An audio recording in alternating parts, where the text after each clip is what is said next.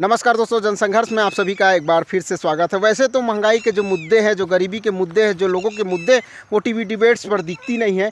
अगर दिख भी जाए तो उसको जस्टिफाई करने के लिए, उसको बचाने के लिए, जो महंगाई बढ़ रही है उसको बचाने के लिए तरह तरह के तर्क दिए जाते हैं। इन टीवी डिबेट्स में आप देखिएगा दोस्तों, किस प्रकार से सत्ता पक्ष का बचाव किया जाता है, किस प्रकार से महंगाई के ऊपर कटाक्ष किया जाता है, किस प्रकार गरीबी के ऊपर मजाक उड़ाया जाता है टीवी डिबेट्स में। दोस्तों, आप देखना इस चैनलों को, इस चैनलों में चल रहे बोल रहे एंकरों को देखना, किस प्रकार से एक दूसरे को लड़ाते हैं, किस प्रकार से एक दूसरे के ऊपर कटाक्ष करते हैं, लेकिन आपके मुद्दे नहीं होते। एक जो डिबेट्स मैं देख रहा था तो महंगाई के मुद्दे पर, और एक जो दोस्त है उससे भी मैंने पूछा तो उन्होंने महंगाई के मुद्दे पर क्या तर्क दिया। वीडियो को लास्ट तक देखिएगा दोस्तों। देखिए, अभी सिलेंडर के दाम बढ़े हुए हैं, सभी को पता है। सभी को ये भी पता है कि पेट्रोल डीजल के दाम बढ़े हुए हैं, महंगाई का जो दर बढ़ा हुआ है 8% हो चुकी है, और जो बेरोज़गारी का दर बढ़ा हुआ है वो भी हाई लेवल पर हाईएस्ट है। जो पर कैपिटा इनकम है, यानी कि प्रति व्यक्ति आय है, वो भी बहुत ही ज़्यादा गिरावट आई है।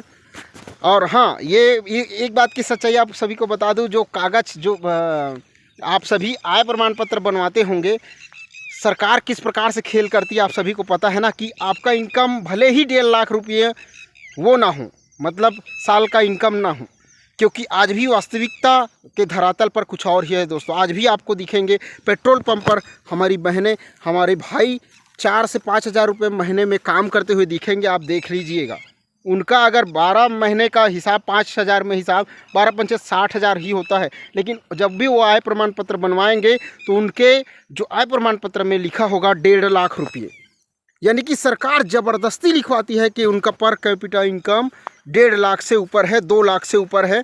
और इसी रिपोर्ट को पेश करती है सरकार और कहती है कि आज हमारे राज्य में, हमारे सरकार बनने के बाद लोगों का प्रति व्यक्ति का आय पर कैपिटा इनकम बढ़ा हुआ है, जबकि वास्तविकता के धरातल पर कुछ नहीं है दोस्तों। कुछ लोगों का तर्क है कि गैस सिलेंडर के रेट बढ़े, पेट्रोल के दाम बढ़ने के बाद भी लोगों का इनकम बढ़ा हुआ है। आज रोजी मंजूरी 600-700 हुआ है, जबकि ऐसा हुआ ही नहीं है दोस्तों।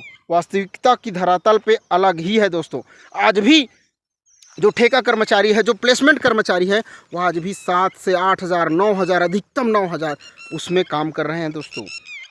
आप सभी को जानकर हैरानी होगी, और जानकर हैरानी अगर नहीं होगी इसका मतलब आप धरती पर है, यानी कि आप ज़मीनी हकीकत जानते हैं। और उन लोगों को कहना चाहूँगा जो जस्टिफाई करते हैं महंगाई को, जो इन दामों को जस्टिफाई करते हैं। सरसों का तेल देख लीजिए आप, 300-400 रुपये शहरों में हो चुकी है। चावल का मामूली जो अभी सोसाइटी में आप सभी को मिल रहा है मुफ्त में, लेकिन अगर आपके पास ख़त्म हो गया और अगर मार्केट में जाएंगे तो सीधा 40 पार कर गया है दोस्तों, जो नॉर्मल चावल है।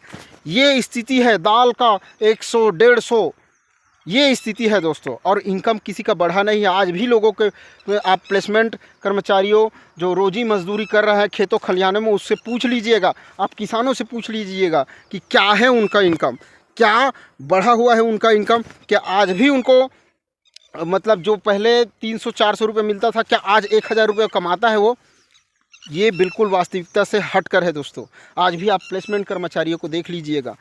छत्तीसगढ़ की ही बात कर रहा हूँ, आज भी 9,000 रुपये पर मंथ मिलता है दोस्तों, 8,000 रुपये पर मंथ मिलता है। स्कूल के बच्चों की फ़ीस भरने में आधी सैलरी चली जाती है, बिजली का बिल भरने में आधी सैलरी चली जाती है दोस्तों, राशन भरने में आधी सैलरी चली जाती है, चूल्हा भी ले दे के जलता है दोस्तों।